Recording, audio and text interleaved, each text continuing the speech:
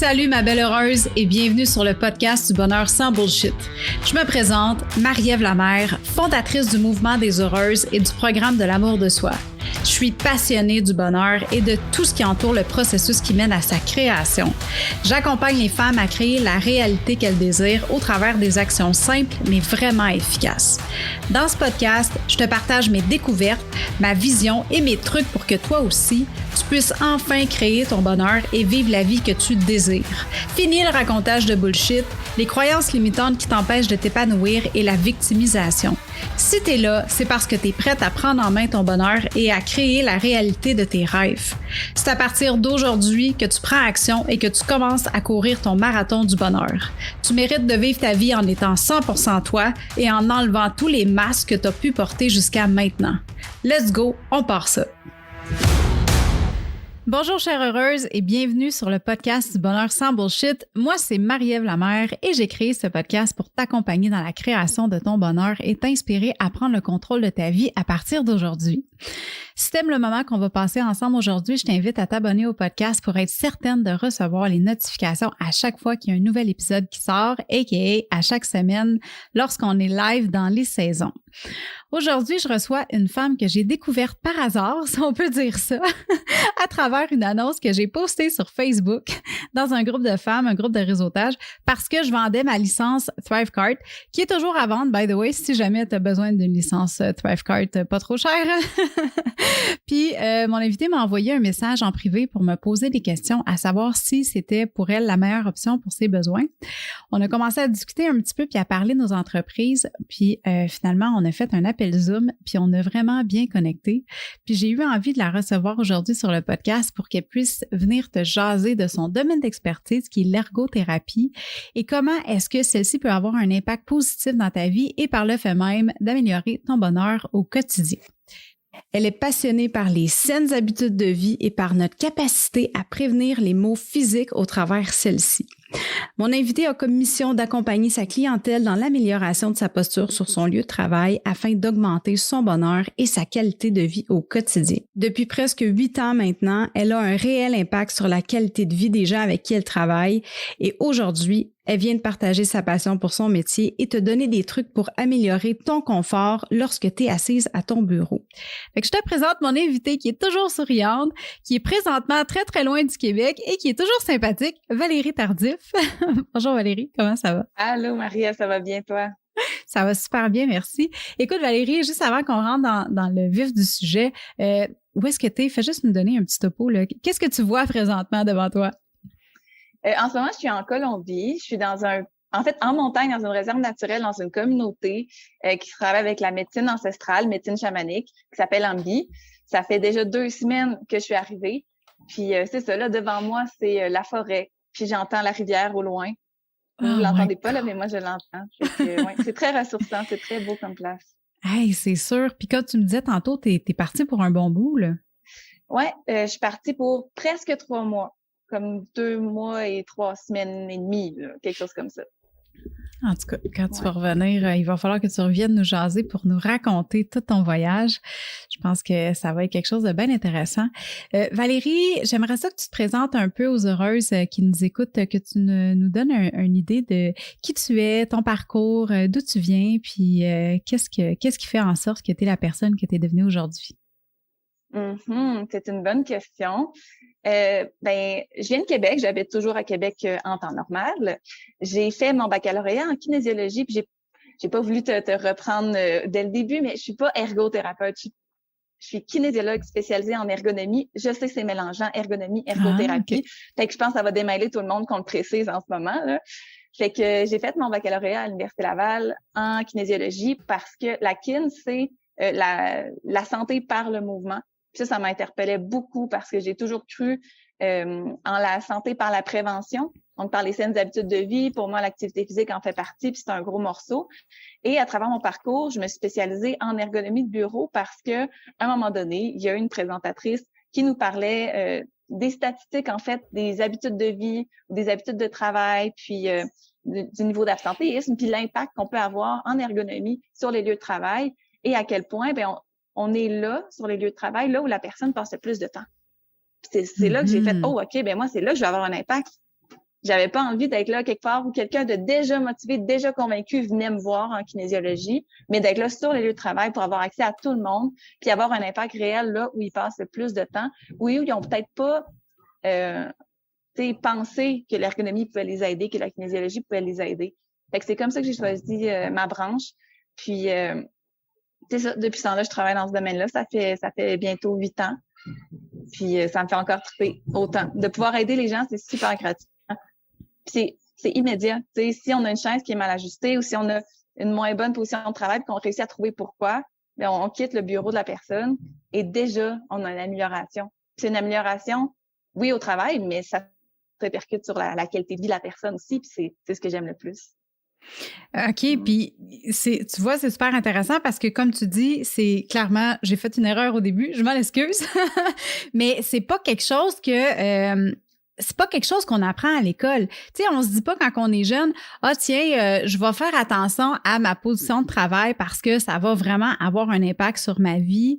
Est-ce que toi, avant de rentrer dans ce domaine-là, est-ce que c'est quelque chose qui t'a impacté au niveau personnel d'avoir, tu sais, une mauvaise posture ou est-ce que c'est quelque chose sur laquelle tu as travaillé, tu sais, tu avais des difficultés avant, puis que ça a vraiment comme eu un gros impact sur ta vie après quand tu as commencé à apprendre tous les petits détails finalement qui venaient faire une différence? Oui et non. Puis j'ai envie de parler d'abord ce que tu as dit, tu sais, quand on est plus jeune, tout ça, c'est peut-être pas quelque chose qu'on apprend à l'école. Puis pourtant, on est assis depuis la maternelle. Exact. On est tellement flexible quand on est jeune, on bouge aussi, tout ça. Fait que c'est pas tout de suite qu'on les développe. Puis même quand on rentre sur le marché du travail, tu sais, des gens que je vais voir, mettons, des pistes d'amélioration, puis que la personne est dans la vingtaine, ça va arriver souvent comme moi, mais j'ai pas de problème. Je suis comme, OK, mais si jamais t'en as, tout ça. Puis plus on avance en âge, plus ces habitudes-là s'ancrent, puis vont se cimenter, puis vont rester. Et là, ça va devenir plus difficile quand ça fait 15 ans qu'on travaille de la même façon. Puis là, qu'on a des douleurs, de venir défaire ce qu'on a fait. Fait que, tu sais, la prévention, c'est aussi ça, d'essayer de sensibiliser à commencer plus tôt, d'avoir une bonne hygiène de travail, si on veut, une bonne position, pour pas que, à moyen terme, à long terme, ça ait des conséquences. Puis, de mon côté, je pense pas que j'avais eu des problèmes en position, mettons, d'études ou quoi que ce soit, mais j'ai eu un accident d'auto quand j'avais 18 ans et je suis restée avec des séquelles au niveau du dos. Fait que j'étais sensible à ça. Donc, l'activité physique m'a aidé beaucoup. C'est surtout ça, là, tu sais, quand je suis rentrée en kinésiologie qui m'avait interpellée. Ça m'avait aidé à régler mes problèmes, puis à me sentir mieux, tout ça. Mais c'est quand j'ai découvert vraiment l'ergonomie, puis qu'on a fait des stages, qu'on pouvait voir réellement l'impact que ça pouvait avoir dans la vie des gens, que je me suis complètement sentie à ma place. OK. Puis tu dirais que au travers de ton parcours, justement, mettons dans tes stages, nomme-moi donc quelque chose qui t'a vraiment impacté, tu sais, un exemple concret là, que tu as vu, puis que tu as vraiment vu la personne était comme en train de... Clairement, si elle faisait pas des changements, elle aurait scrappé sa vie, là. Bien, je me souviens d'une personne qui m'avait dit, je vais 3 fois par semaine au chiro pour essayer de régler ce que j'ai. OK. On a fait l'intervention, on a fait l'accompagnement en ergo, et je pense que c'est à peu près 1 mois et demi ou 2 mois après, elle me réécrit, on fait un suivi, puis elle me dit, hey, j'y vais 1 fois ou 2 semaines maintenant. Pour moi, c'était énorme. Puis pour elle aussi, c'était énorme, là. C'est de passer 3 fois par semaine, puis à pas être capable de régler, pas être capable de régler. On fait des changements dans le bureau, on sensibilise à certaines habitudes, puis on est capable, tu sais, elle était capable d'extensionner parce que c'est du temps quand même, c'est lourd de toujours aller voir un professionnel de la santé quand ça dure et ça dure pendant des mois puis qu'on voit pas d'amélioration. Ça joue sur notre motivation, sur notre humeur. Ça peut avoir beaucoup de conséquences. Fait que chaque fois que quelqu'un me dit, hey, j'allais au physio, puis là, ben, en 2 mois, là, ça l'a déjà réglé, ou en 2 semaines, ça l'a amélioré. Je pouvais plus faire du vélo à cause de mes poignets. Maintenant, j'ai pu recommencer à en faire. Fait que c'est toutes des choses comme ça qui marquent vraiment, qu'on retient. C'est fou parce que, dans le fond, tu travailles vraiment au niveau de la source du problème au lieu de mettre un plaster dessus, tu sais. Puis, j'ai rien contre les chiros, mais souvent, j'ai l'impression que quand on va voir un chiropraticien, on va vraiment plus travailler le symptôme que de travailler le bobo, tu sais, que de où tout ça part finalement. Ouais, mais là-dessus, ça dépend en fait du type de problème. Si je me blesse au dos, ben oui, je vais être mal assis, mais même si je vais être vue en ergonomie, ça va me faire mal pareil parce que j'ai une blessure aiguë, on va dire. Fait qu'à ce moment-là, c'est absolument pertinent. Mais quand c'est quelque chose qui se développe, tu sais, au fil du temps, tout ça, c'est rare qu'il n'y ait pas une composante dans le bureau. Tu sais, parce qu'on passe tellement d'heures là que c'est rare qu'il n'y a pas un élément. C'est pas tout. On a des fois des fragilités, tu sais, de par de passé ou de par des façons, des faiblesses musculaires. Moi, je crois beaucoup dans la synergie des différents professionnels. Mm-hmm. Même moi, quand j'ai un problème physique, j'aime bien aller voir, mettons, le masso dans la même semaine que mon ostéo parce que ensemble, ça vient vraiment donner des beaux effets. Mais pour moi, c'est la même chose avec l'ergonomie. Si la personne est suivie en physiothérapie et qu'en plus on règle le bureau, mais on vient pas toujours remettre la personne dans l'environnement qui lui cause son problème. Donc, je crois beaucoup à ça, là, que plusieurs professionnels peuvent aider à vraiment tout mettre ensemble dans un laps de temps pour régler la situation de la personne. Mm-hmm. Ben, ça fait du sens, qu'est-ce que tu dis, parce que dans le fond, c'est vraiment de te donner la chance comme il faut de toutes les bords, tous les côtés, tu sais, parce que si tu viens faire un changement, exemple, au niveau justement de l'environnement de travail, puis que la personne d'un autre côté, tu sais, a fait de l'exercice à tort, mettons, puis qu'elle va, tu sais, pas faire attention à comment est-ce qu'elle va faire de l'exercice, ou elle va pas traiter justement, tu sais, ses muscles avec, tu sais, la massothérapie puis tout ça. C'est sûr que là, le travail que tu fais va avoir un impact, mais ça va pas maximiser les résultats à la fin, finalement. Exact. Ça peut améliorer, mais des fois, on va atteindre un plateau. Puis là, on voit si on peut référer, tu sais, à un professionnel de la santé pour régler ça, là. Puis toi, dans le fond, c'est ça, tu travailles souvent en team, finalement, en équipe avec d'autres professionnels de la santé pour aller aider la personne à avoir le plus de résultats à long terme possible. C'est ça. C'est pas systématique, là, vraiment pas, parce que bien souvent, effectivement, et puis qu'on dit la souris, on va voir comment la personne travaille, puis on va essayer de régler ça. C'est vraiment pas toutes les personnes là, à qui on a besoin de référer, mais quand on atteint un plateau, puis que ça fait des mois qu'on fait des suivis et que là, on n'arrive pas à des résultats, on peut référer pour voir s'il n'y a pas quelque chose d'autre en dessous là, que juste le positionnement.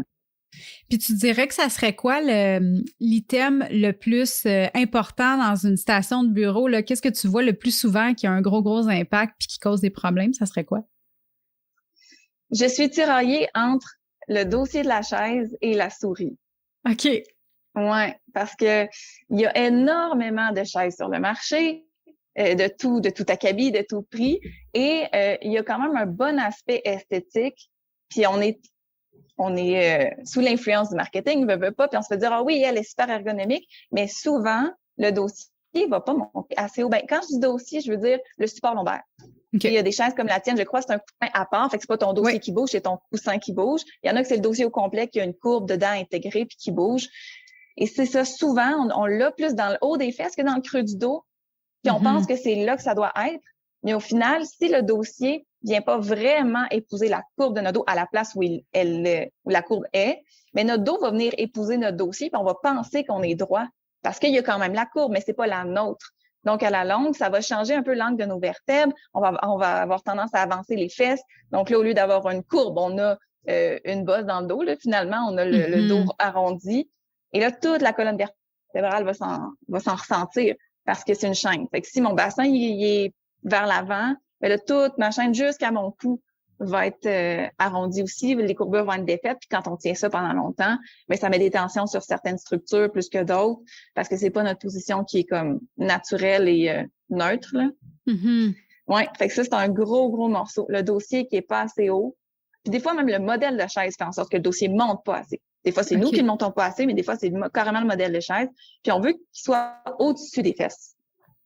Ça, je le répète, je pense, à chaque fois, là, faut qu'il y ait un espace pour pouvoir reculer les fesses dans le fond de la chaise, puis pouvoir un petit peu basculer le bassin puis être assis sur les os de nos fesses.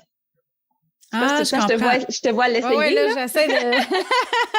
je me place, là, à ta minute, là. Ben, c'est ça, comme tu dis, moi, j'ai un petit coussin qui bouge. Mais, je comprends ce que tu veux dire, les os de fesses en dessous, comme sur un banc de vélo, finalement. Tu sais, de venir vraiment à côté tes os en dessous, ceux qui font mal en début de saison, là. Les 2-3 premières fois que tu fais du vélo. OK. Oh my God, tu vois, j'avais jamais pris attention à ça. Tu sais, puis je pensais que j'étais bien assise.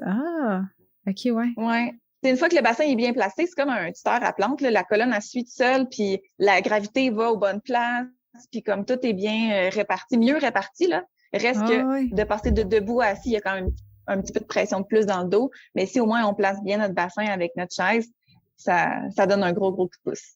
Ah, c'est fou! Tu vois, je l'expérimente présentement, puis j'ai comme l'impression un tantinet d'être pencher par en avant, mais naturellement, pas parce que, tu sais, j'essaie de... Parce que des fois, moi, ça, c'est un de mes problèmes quand que je travaille. Mais là, avec cette chaise-là, ça a changé ma vie. Pour être bien franche, là, c'est le meilleur investissement que j'ai fait dans mon dans mon environnement de travail. Puis, tu sais, souvent, on va avoir tendance à... Tu sais, tu parles d'esthétique, on va avoir tendance... Tu sais, moi, j'aime ça à mon bureau. Tu sais, mon bureau, là, j'ai passé là, des heures à le peinturer. Là, tu sais, comme c'est vraiment moi qui... Tu sais, c'est un ancien bureau que j'avais eu en cadeau. Puis, c'est style Bombay, là. Boutique Bombay, tu sais, un peu plus champêtre. Puis c'était brun chocolat. Puis moi, je l'ai peinturé avec du chalk paint de Annie Sloan gris. Puis j'étais allée, tu sais, je joue avec ma cire noire aussi pour donner, faire ressortir l'effet bois. En tout cas, ça pour dire, j'ai toujours mis beaucoup d'emphase sur l'esthétique de mon bureau. Ma petite lampe, mon bureau, tu sais, avoir un beau clavier que j'aime, tu sais, qui prend pas trop de place. Mais à force d'être mal assise, souvent, ce que j'avais tendance à faire avant d'avoir cette chaise-là, c'était comme simplement une petite chaise de bureau, tu sais, noire en tissu avec un dossier arrondi, puis l'assise aussi qui est arrondie, avec des roulettes en dessous. Puis, j'avais enlevé les appuis-bras parce que j'avais tendance trop à m'accoter dessus puis à être penchée par en avant. Puis là, ça me faisait des maux de dos horribles. Puis tu sais, j'ai des petits bras de T-Rex, moi, fait que il faut que je m'avance vraiment. Puis avec les bras, je pouvais pas m'avancer avec mon bureau. Fait que ce que je faisais, c'est que je me mettais, souvent, je travaillais en indien, j'avais enlevé les bras, fait que j'étais plus proche de mon bureau. Mais oublie ça, là, les maux de dos là, que ça me faisait, c'était incroyable. Puis je pense que c'est ça qui arrive, c'est que souvent, on va mettre notre emphase sur l'esthétique de notre environnement de travail, qui est très correct, là, parce qu'il faut que tu aimes ton environnement de travail, mais on réalise pas toujours à quel point que ça peut avoir un impact à long terme sur nos maux physiques. Moi, j'ai toujours pensé que c'était normal que quand tu travailles à un ordinateur toute la journée, que tu aies mal au dos en fin de journée, tu sais. C'est fou. Puis ce que tu dis, c'est vrai, c'est important que l'environnement soit agréable. Parce que autrement, ça peut même amener une charge mentale, visuelle, là, d'avoir soit du désordre ou soit quelque chose qu'on trouve vraiment laid puis qui nous ressemble pas. Mais c'est ça, il y a un équilibre, il y a un sweet spot à trouver pour être confortable, parce qu'effectivement, c'est pas normal d'avoir mal à chaque fois qu'on finit notre journée. Puis même, c'est pas nécessairement même du moyen long terme, là. Des fois, ça peut être quelques mois qu'on est mal assis. Puis on l'a vécu en télétravail, là. Il y en a sûrement plein qui nous écoutent, qui ont commencé à avoir des petits bobos après même quelques semaines, parce que ça peut apparaître vite. Puis c'est beau l'expérience que tu as eue, parce que c'est quand même fréquent, là, justement, que, OK, là, la chaise, elle fonctionnait plus. Tu as eu les bons réflexes, je dois dire, parce que je dis toujours, tant qu'à avoir des accoudoirs qui nous nuisent, là, on est mieux de pas en avoir. OK. C'est vraiment, c'est vraiment mieux, parce qu'autrement, justement, s'ils sont là, on va avoir tendance à les utiliser, mais ils sont larges pour nous, bien souvent, là, de la manière qu'ils sont faits. Ils sont larges pour nous, fait qu'on va s'accoter à gauche, à droite, fait que là, la colonne va être croche. Ils vont être longs, fait qu'on va cogner dans le bureau, on sera pas capable de s'avancer. Donc, tout ce que tu as vécu, c'est quand même pas classique, là, parce que c'est pas tout le monde qui le réalise, mais tu as eu les bons réflexes. Fait que ça, je te le donne. Ah ben, yeah!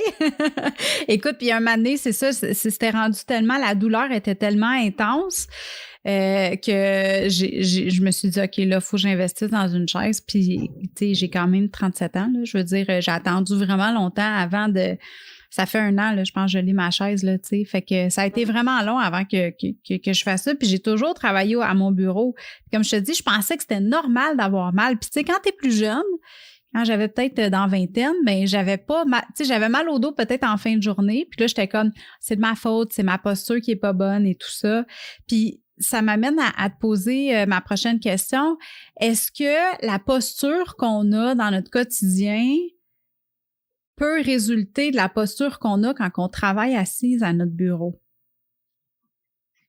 Je crois que les deux s'inter-influencent. J'ai honnêtement j'ai pas lu d'article scientifique là-dessus ou quoi que ce soit, mais je pense que oui, ça s'influence. Tu sais, je pense notamment à la bosse de bison là qu'on peut avoir dans le haut du dos là, en vieillissant, tout ça. Mais c'est sûr que quand on a pendant 7 heures, 8 heures, même pour des entrepreneurs, ça peut être beaucoup plus de temps assis dans une journée là, à travailler. Sur 35, 40, 60 heures par semaine, sur plusieurs années, c'est clair que ça a un impact. Ça va nous amener des fois à compenser. Exemple, si j'ai mal à l'épaule, puis dès que je lève, j'ai mal, ben ça se peut que je transporte tout de la gauche, que je mette beaucoup de mise en charge sur mon côté gauche et que là, je développe des problèmes de mon côté gauche, que je me débalance. Puis même chose, j'ai vu des fois des cyclistes, là, mettons, professionnel amateur, on va dire, là. Mais le bassin était tellement figé, avancé, glissé vers l'avant qu'elle n'était pas capable d'aller s'asseoir sur ses ischions, sur les autres de ses fesses, parce que la position de vélo de route est tellement, tellement penchée vers l'avant qu'il y avait une belle courbe dans le dos. Puis il y avait de la misère, là. Il avait réduit sa mobilité à cause de son activité à l'extérieur du travail, mais ça avait un impact au travail. Hey, c'est fou, pareil, là. Tu vois, j'aurais jamais pensé ça. Mon chum, il fait du vélo, puis tu sais, il a un bon vélo, puis justement, sa position est comme super penchée par en avant, parce que c'est un vélo de route. Mais moi, je pense, tu sais, je me suis toujours dit, il me semble qu'un vélo de route, c'est censé être fait pour, pas pour ton dos, mais tu sais, je veux dire, c'est professionnel, fait c'est censé être bon, me semble. Oui, puis on en fait des heures et des heures, là, tu sais, les gens qui en font beaucoup, là, c'est vraiment beaucoup d'heures d'affilée. Puis, c'est que ça peut être une bonne position, tu sais, si on est très, très conscient, puis même il y a du yoga pour les cyclistes, puis ça, j'avais regardé ça un petit peu pour ce client-là en particulier, mais tu sais, il y a moyen d'aller chercher plus d'extension, mettons, en thoracique dans le milieu du dos, pour pas que ça soit le bas du dos qui est rond, puis juste la taille qui relève. Je comprends. Parce que souvent, c'est ça qu'on voit. Tandis que si on est capable d'aller chercher la mobilité dans toute notre colonne, on est plus capable d'aller chercher une meilleure posture pour notre dos, mais reste que c'est plié en deux sur un vélo de route. Il faut que ça passe un temps, il faut travailler à part de ça, il faut s'étirer pour aller chercher de la mobilité. Il faut que tu renforces ton bas de dos puis tes abdos aussi, c'est important. Oui, c'est important, mais aussi la mobilité, c'est s'assurer que toutes nos vertèbres bougent, que le bassin bouge bien, que nos jambes aussi, qu'il n'y a pas de blocage. Fait que... Puis, tu donnerais quoi comme truc, mettons, au quotidien pour justement réussir à augmenter notre mobilité là, quand on travaille à notre bureau tout le temps à la même position, assise, puis... Bien, il y a plusieurs petits exercices, puis moi, je dis toujours, c'est ça qu'on a envie de faire qui font du bien. Mais exemple, c'est un que j'aime beaucoup pour les épaules parce que on est toujours vers l'avant. Tu sais, même on a notre téléphone, on est vers l'avant, fait que les épaules vont beaucoup avoir tendance à s'arrondir puis à être rotatées vers l'intérieur. Fait qu'un truc que j'aime beaucoup, c'est d'avoir les bras de chaque côté, mettons, de chaque côté des accoudoirs, là, vraiment allongés. Puis si on regarde les pouces vers l'avant, mettons qu'on est comme ça, là, les bras allongés. Les bras, de chaque côté, relax, là. Puis, tu vas pointer les pouces vers l'arrière. Tu ouvres, dans le fond. Ça fait une rotation comme ça. Fait que là, ça vient faire une rotation de notre épaule. Puis, moi, j'aime bien étirer parce que c'est plus là, moi, que j'ai tendance à avoir des tensions dans le cou. Mais tu sais, on peut bouger puis trouver là où ça nous fait du bien. Mais ça vient ouvrir. Ouais, c'est normal que ça tire, tant mieux. Puis ça, c'est propre à chacun. Il y en a que je leur propose de... OK, après chaque 10 courriels, mettons qu'ils rédigent beaucoup de courriels, tu le fais 20 secondes. Après ça, tu recommences. Puis, ou c'est quand la personne en sent le besoin. Mais ça vient comme inverser la position qu'on a beaucoup les épaules vers l'avant, vers l'intérieur. Mais oui, parce que comme tu dis, c'est ça, tu rotationnes de l'autre bord. Finalement, tu viens comme ouvrir de l'autre côté. Ah, c'est bon, ça.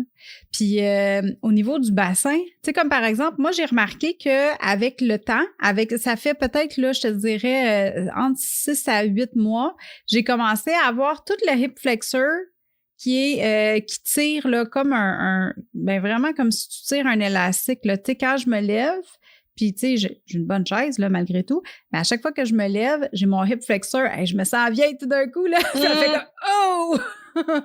Ça étire vraiment beaucoup. Qu'est-ce que tu suggérais, mettons, pour quelqu'un qui a mal au bassin? Ça dépend tellement, honnêtement. Puis il y a beaucoup d'autres kinésiologues qui sont vraiment plus qualifiés que moi là-dedans. Là, moi, je suis spécialisée en ergonomie, donc ça veut dire que j'ai délaissé un peu les exercices thérapeutiques. Mais il y en a plein. Il y en a plein en ligne. Un qui est très simple, qu'on peut même faire assis, c'est le dos de chat, dos de chien, là, tu sais, dos creux, dos rond. Ça, dans ce temps-là, idéalement, on commence par vraiment rentrer nombril à l'intérieur pour justement stabiliser notre ceinture abdominale. Puis on le fait, puis on peut être en train d'écrire ou lire ou faire quelque chose d'autre même de productif parce que c'est quand même quelque chose qui est important pour beaucoup de monde de se sentir productif. Fait qu'on le fait, ça fait bouger le bassin, ça fait bouger notre colonne. Ça peut vraiment faire du bien. Puis pour les fléchisseurs de la hanche, dans le fond, ce que je comprends, c'est quand tu te lèves, c'est comme raide en avant des cuisses. Non, c'est vraiment sur le côté de la hanche. OK, sur le côté de la hanche. Ouais. Faudrait voir, honnêtement. Il faudrait qu'on en jase plus. On se rappellera après le podcast pour ça. On sera un autre Zoom. Mais je pense que déjà, comme tu disais tantôt, de faire un peu de yoga ou, on parlait de yoga pour les cyclistes, mais clairement, ça existe aussi du yoga pour les gens qui sont assis à longueur de journée. Tantôt, tu parlais de la souris aussi. On a parlé de la chaise, mais tu parlais de la souris. Qu'est-ce que tu as à dire là-dessus? La souris, c'est comme notre extension de notre main, là. Mm-hmm. On l'utilise pour tout. Puis, la souris, bon, c'est une chose qu'elle soit beaucoup utilisée. Souvent, elle est utilisée sur une surface qui est trop haute pour nous parce que le standard des tables, c'est comme 29 pouces. C'est la hauteur d'une table de cuisine. C'est vraiment le standard de l'industrie. Puis, il y a beaucoup de bureaux qui sont beaux, mais qui ne s'ajustent pas en hauteur et qui n'ont pas de tablette porte-clavier. Mm-hmm. Donc, à ce moment-là, on est vraiment à 29 pouces. Puis, par exemple, moi, je fais 5 pieds 6. Mes accoudoirs, qui devraient être la hauteur sur laquelle est ma souris, ils doivent être à 23 pouces et 3/4.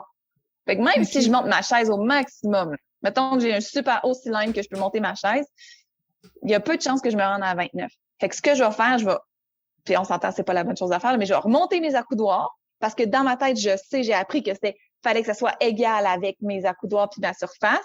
Mais là, c'est plus adéquat pour mes bras. Fait que là, mes bras sont surélevés. Ma souris est sur cette surface-là. Ce qui va arriver pour pas avoir mon épaule dans l'oreille, je vais éloigner mon bras de moi, soit vers l'avant, soit sur le côté ou les deux. Donc là, toutes les heures que je vais passer à bouger ma souris, mais mon épaule, elle va être comme contractée, je vais avoir des muscles, l'omoplate aussi va être glissée vers l'avant, ça va mettre des muscles en tension. Donc, c'est ça. Avec la durée, c'est comme la position fois la durée d'utilisation de notre souris et en plus du positionnement avec les claviers qu'on dit standard. Toi, le tien, tu l'as montré tantôt à la caméra, il est petit, il n'y a pas de pavé numérique, mais les claviers standards, ils ont les lettres, plus du côté gauche, ils ont un centre avec comme les 4 flèches, puis à côté, ils ont le pavé numérique, puis à côté de ça, on a la souris. Puis, si mettons, je donne un exemple, une femme moyenne, nos épaules sont à peu près 14 pouces et demi de large, à peu près. Les hommes, c'est à peu près 16 pouces et demi. Un clavier standard, c'est 18 pouces. Imagine, rajoute à ça un 5-6 pouces pour ton espace de souris, là. Ton bras est assurément rotationné vers l'extérieur. Soit en rotation externe de l'avant-bras, ou soit mon épaule va être ouverte puis mon coude va se ramasser loin de moi. Fait que c'est cette dynamique-là qui peut devenir vite problématique. C'est pour ça aussi que c'est rare qu'on entend que les gens ont des problèmes à l'épaule gauche, là. C'est vraiment beaucoup à l'épaule droite, au coude, au poignet, à la main, à cause de ce positionnement-là, de la fréquence. Ouais. Nos souris vont pas vite. Hey, je m'excuse. Si je peux en profiter, vas-y. Les gens qui nous écoutent, allez voir sur votre ordinateur dans les paramètres. La souris, elle vient à la vitesse moyenne. Mais on peut vraiment l'augmenter. Puis plus on va l'augmenter, moins on va avoir à se promener physiquement pour parcourir notre écran ou nos écrans, qui sont de plus en plus grands aussi. Donc, ça peut être juste quelque chose de rapide à faire, puis de tester, de le mettre, mettons, peut-être pas au plus vite, là, mais quelques coches en dessous pour voir l'effet que ça donne. Au moins aux 3/4 pour s'habituer, mais hey, ça fait tellement de sens que ce que tu dis. Moi, là, à chaque fois, tu sais, je reboot mon ordinateur ou je fais un flush puis je réinstalle ou, tu sais, des fois, le iOS, il est nouveau puis tu fais une réinstallation. Souvent, c'est ça qui se passe. Je dois aller reconfigurer ma souris parce que elle est trop slow, tu sais, puis c'est vrai que ça fait une différence. Puis, tu vois l'histoire du clavier. Je trouve ça intéressant parce que la raison pour laquelle j'ai un petit clavier maintenant, c'est exactement pour ça. Tu sais, moi, j'ai été des années à travailler en comptabilité, fait que le pavé numérique, c'était comme un must. On se comprend, là, je veux dire. J'en avais besoin. J'en avais besoin. C'est comme une calculatrice. Puis ça, c'était vraiment l'extension de mon bras aussi, là. Mais à chaque fois, puis ça, c'était quelque chose qui m'irritait constamment. Quand je venais pour utiliser ma souris, j'avais le réflexe il fallait que je tasse mon clavier.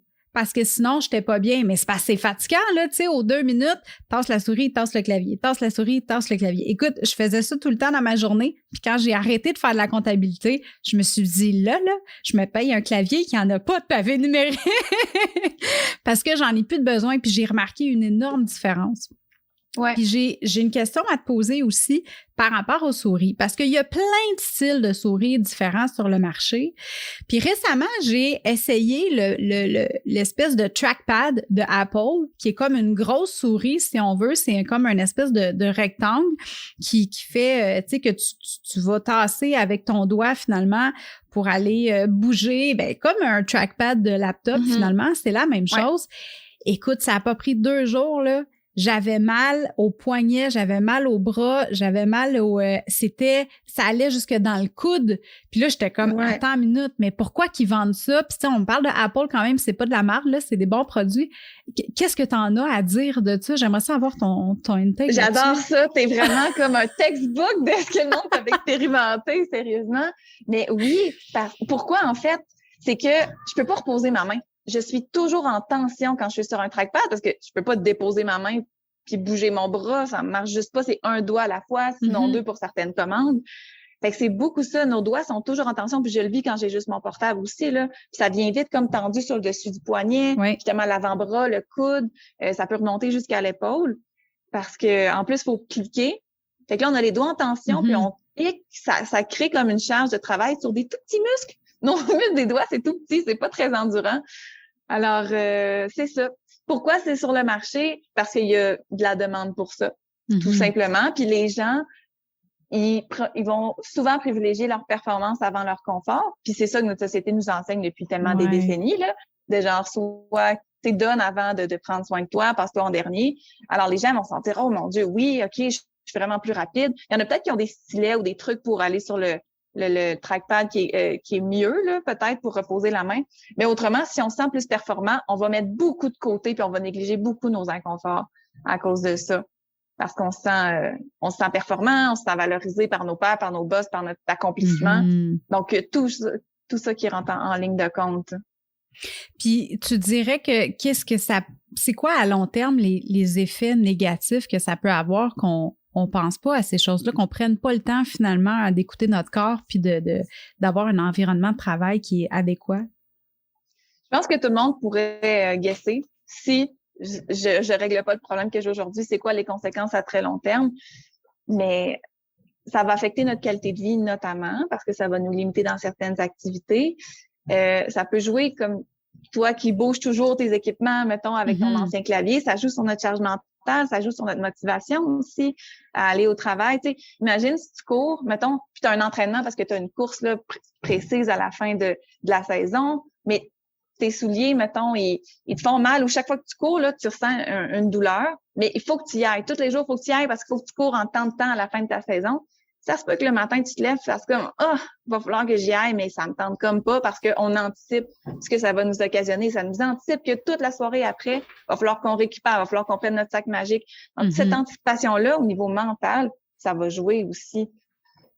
Puis, c'est ça. Fait que c'est vraiment le côté physique puis le côté émotionnel, mental, là, qui va nous amener une relation à notre travail ou au travail en général, là, moins favorable, tu sais. Toi, tantôt, j'avais envie de te poser la question, tu sais, depuis que tu t'es mieux équipé, tout ça, puis que tu as moins mal ou que tu as plus mal, est-ce que tu te sens plus à l'aise? Est-ce que, tu sais, comment se vit ton énergie à travers ta journée? Tu sais, sens-tu que ça a fait une différence dans ta joie, dans ta performance, dans ton confort, mais comme ton aisance à travailler puis à bouger dans ton poste? Ben oui, énormément. Même, je te dirais que, tu sais, puis c'était un peu pour ça que je voulais te recevoir sur le podcast parce que je me suis rendu compte à quel point que ça avait un impact sur mon bonheur au quotidien.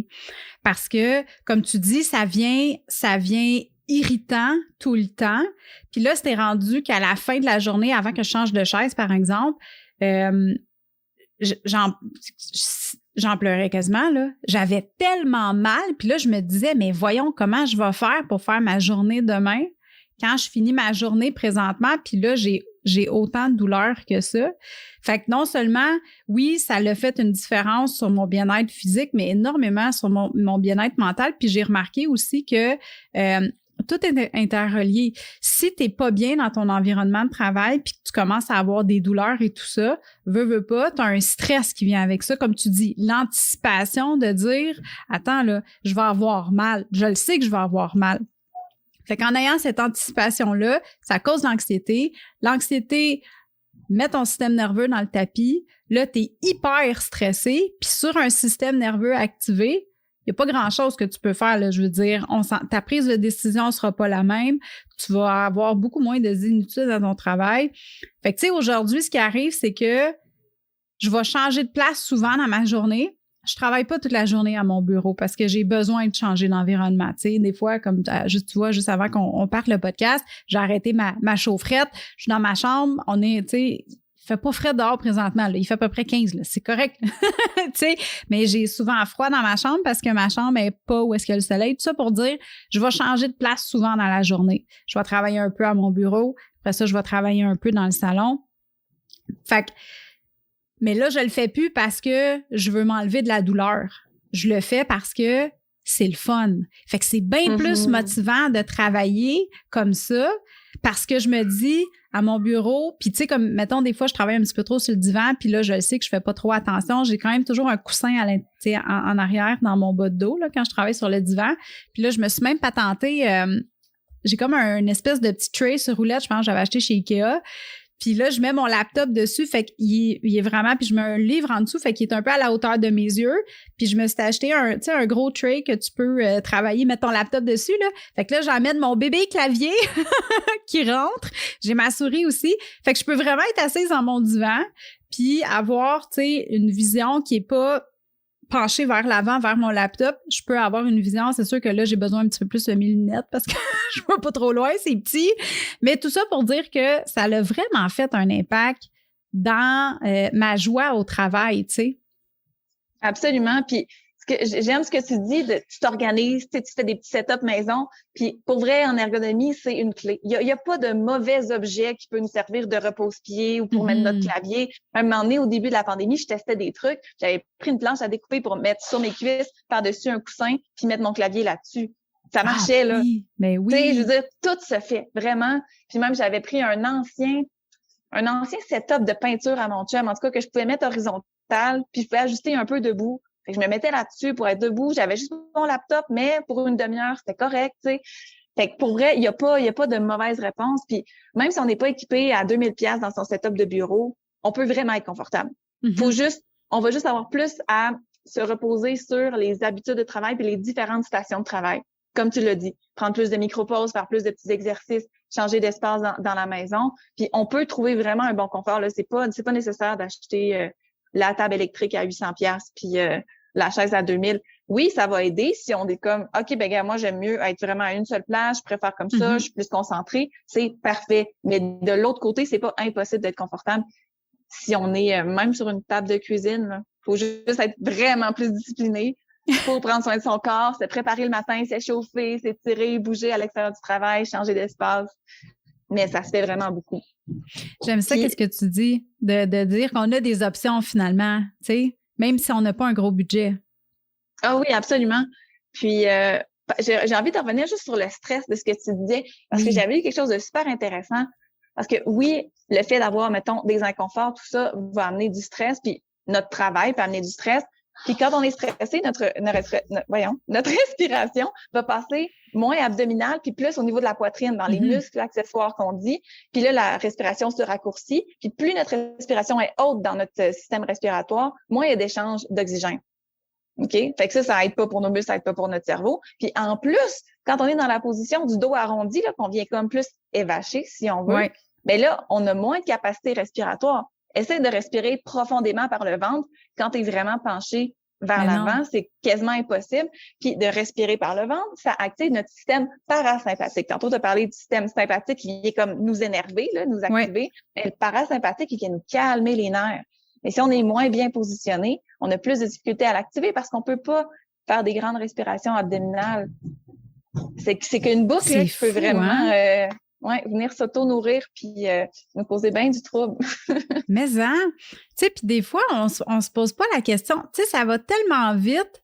Puis, tu sais, gars, comme je te dis, moi, j'ai commencé à y penser. J'avais 35, 36 ans, là. Je veux dire, combien d'années j'ai passé à pas être confortable dans mon environnement de travail parce que c'était pas que c'était pas important, mais que je réalisais pas l'impact que ça avait sur tous les autres secteurs de ma vie.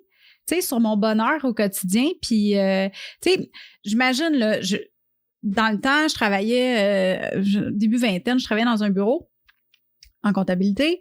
Puis, je te confirme que c'était zéro pin barre ergonomique, là. Tu sais, tout était croche. Puis, je pensais pas à ces affaires-là. Puis, quand j'ai commencé à avoir des douleurs dans le dos vraiment chroniques, là, l'année passée, j'ai réalisé, puis je me suis dit, hey, imagine que je serais encore dans un environnement de travail où est-ce que c'est pas maximisé pour mon confort, puis j'ai des douleurs comme ça à chaque fin de journée, hey, ça serait horrible. Puis j'imagine que ça doit être le cas de plein de gens que tu rencontres, que eux autres, ils travaillent pas de la maison, puis non, ils peuvent pas aller, changer de place 25 fois dans la journée s'ils ont besoin. Comment est-ce que les gens peuvent dealer avec ça au travail à l'extérieur de la maison? Bien, il y a des entreprises qui ont des services en ergonomie. OK. Sinon, je sais qu'il y a des physios, des chiros, des ostéos aussi qui peuvent donner des conseils. À partir de photos, on peut quand même faire un bon travail. Puis quand on n'a pas de contrôle sur notre environnement, même si on y va au mieux, ben comme on disait tantôt, c'est un peu comme à la maison sur la table de cuisine. On fait plus à l'extérieur, on met plus d'à côté pour dire, OK, je vais prendre des micro-pauses, puis regarde, mes collègues me jugeront au début, mais ça me fait du bien parce qu'autrement, il faut que il y en a qui vont s'auto-masser puis qui vont être plus capables de toucher à la souris à un moment donné. Ça devient comme vraiment problématique. Donc, je dirais ça, vraiment miser sur des petites habitudes. Puis même, il n'y a pas de mauvaise posture. Il y a même, de mauvaise posture. Tantôt, tu disais que tu t'assoyais en indien sur ta chaise, mais c'était la bonne chose à faire pour le setup que tu avais. Fait que si la personne à son bureau, elle se croise les jambes parce que sa chaise est tellement haute qu'elle touche pas par terre puis elle a rien pour s'appuyer les pieds, puis qu'en mettant une jambe par-dessus l'autre, elle a au moins un peu un contact, c'est correct. Si c'est 7 heures de temps, ça l'est moins. Ouais. Mais toute mauvaise position, mettons qu'on peut qualifier de mauvaise, a toujours une bonne raison. Toujours, toujours. Fait que c'est de regarder, OK, qu'est-ce que je fais? Est-ce que je peux avoir différentes moins bonnes positions qui changent le mal de place?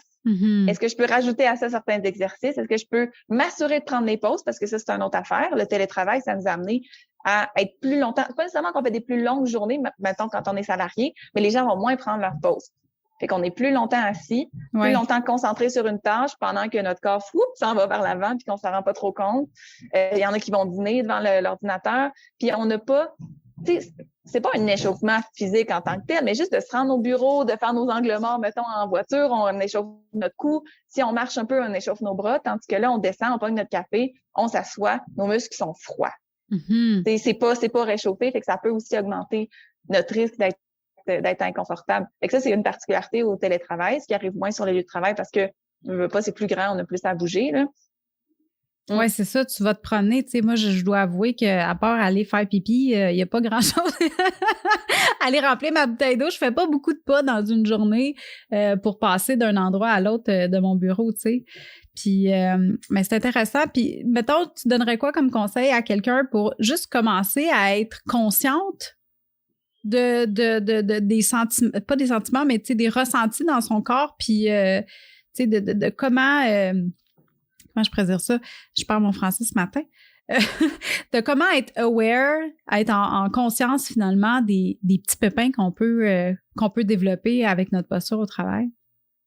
Je pense que si quelqu'un est 0, 0, 0 dans son corps puis que dans sa tête, ça va être les douleurs, les inconforts qui vont réveiller.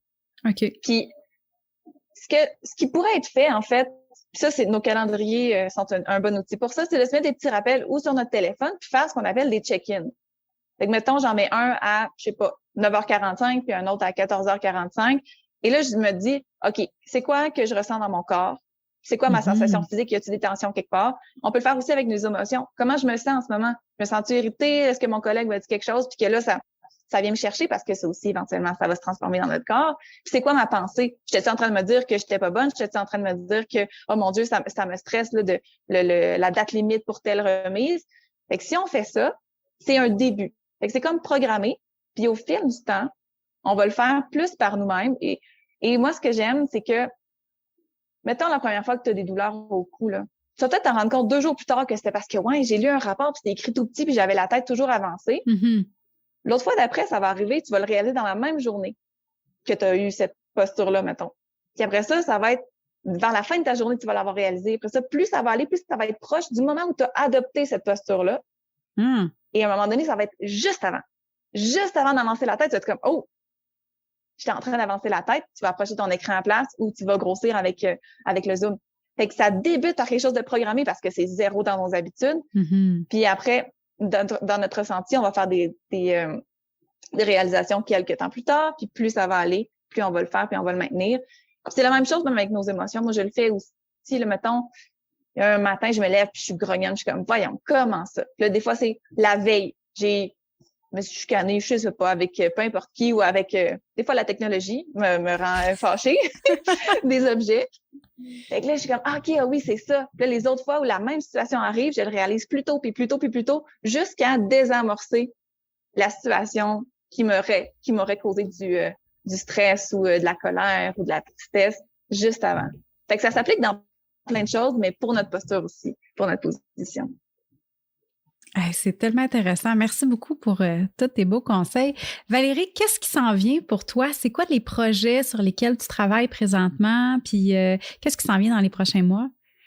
Oui, ben en fait, je vais faire une boucle avec ce que tu dis au début, de la manière qu'on s'est rencontrés. Oui. C'était pour un logiciel, là, pour des programmes en ligne, pour de la facturation en ligne, parce que ça fait 10 ans, je pense depuis que j'ai commencé mon bac en kinésiologie, que j'y pense, que j'ai envie d'offrir plus d'ergonomie à plus de monde. Tantôt, je disais, il y a des entreprises qui ont des services d'ergonomie, celle pour laquelle je travaille en ce moment, on est une belle équipe, tout ça. Je trouve que les gens sont choyés quand ils en ont. Puis il y a tellement de monde qui n'ont pas accès à ça, que ce soit des petites entreprises parce qu'ils n'ont pas le budget, des travailleurs autonomes, des OBNL.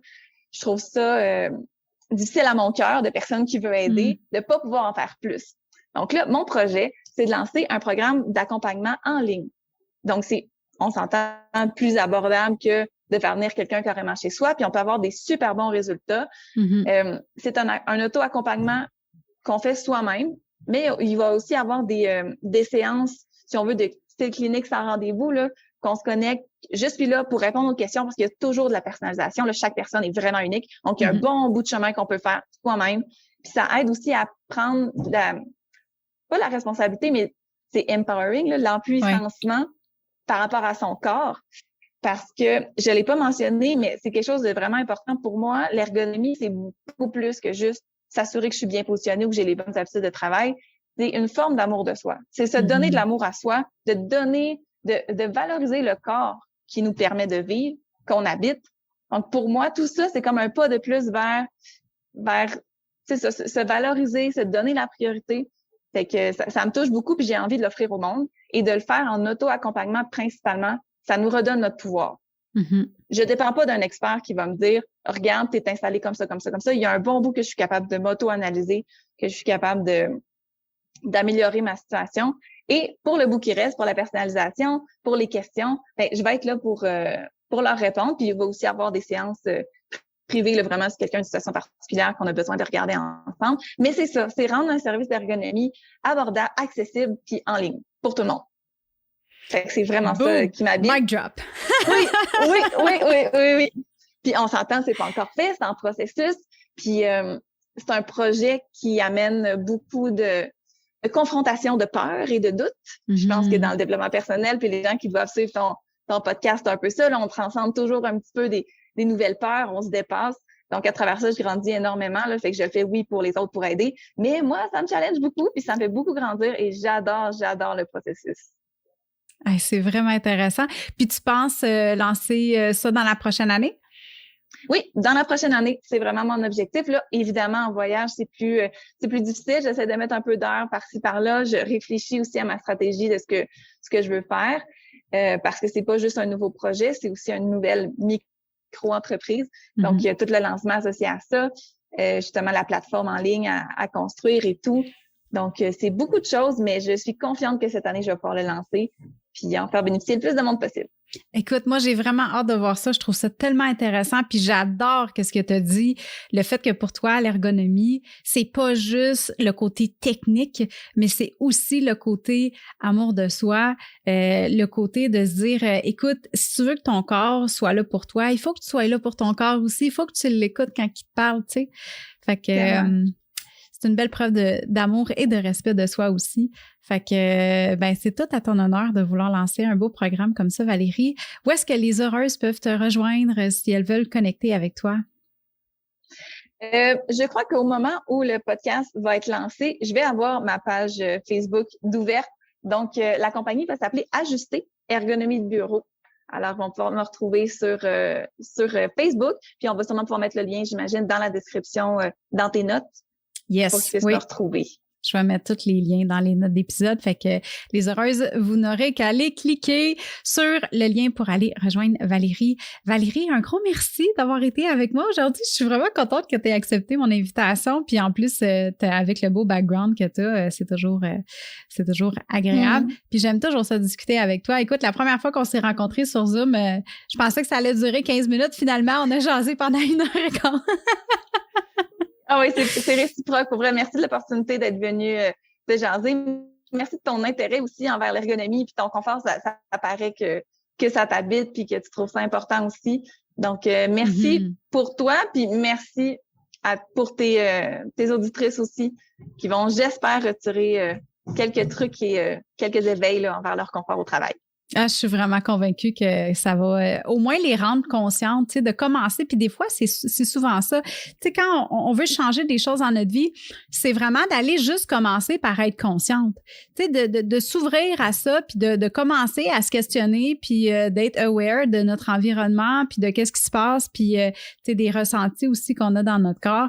Fait que je pense que je suis pas mal sûre que ça va en aider plusieurs à commencer à prendre soin de leur posture, puis au travail, puis de se rendre compte comme, hey, ça a vraiment un impact sur mon quotidien. Fait que je te remercie beaucoup, puis merci aux heureuses qui ont été là aussi tout au long de l'épisode.